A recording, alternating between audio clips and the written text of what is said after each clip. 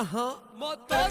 Asta nu e la vrăjeală, nu e nici de buriceală, nu e nici de golăneală, e direct de tăvăleală. Motor.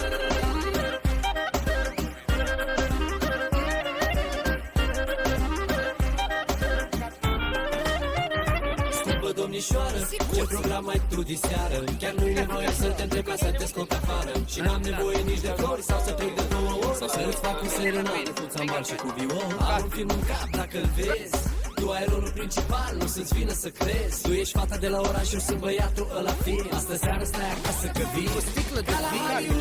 Ca la Hollywood, vreau să fac un film cu tine îmbrăcat în nud. Vreau să te iubesc, nu să te sărut. Dacă o facem, hai să o facem ca la Hollywood. Ca la Hollywood, ca la Hollywood.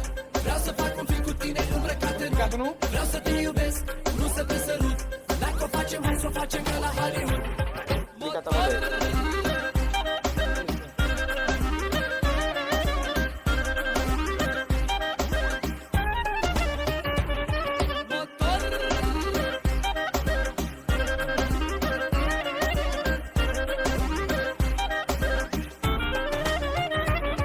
Ce minune, nu vrei toate florile din lume, nu vrei afecțiune, ești direct pe acțiune. Și cum te miști mai făcut praf, ca la cinematograf. Mai joacă bine că diseară băgă filmul la taran.